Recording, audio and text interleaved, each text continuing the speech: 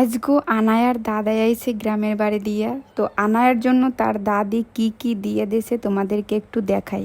এই যে দেখছো কত বড় বড় লেবু, এগুলো কিন্তু একদম আমাদের গ্রামের বাড়িতে গাছের, নিজেদের গাছের।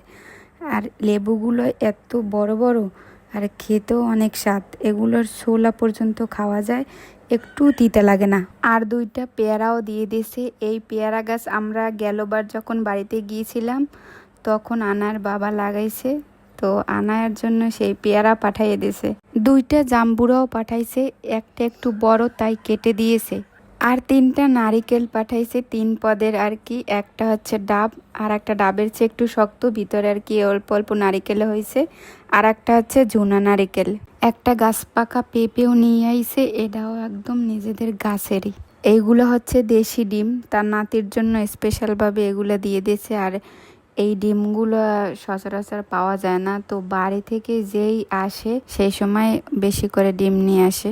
একটা ডিম আবার ভাঙছে, তাই আমি একটা বাটিতে রেখে দিয়েছি। এগুলো হচ্ছে আমার মজার খাবার, কাঁচা পাহা মিলেন না কামরাঙ্গা। আর সাথে আমলকিও নিয়ে আইছে।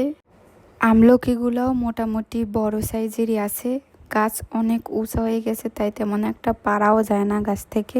থানকুনি পাতাও দিয়ে দিয়েছে। থানকুনি পাতার ভর্তা আমার খুবই পছন্দের। তোমরা কি এই পাতার ভর্তা খাইছো কখনো? যদি খেয়ে থাকো অবশ্যই জানাবা।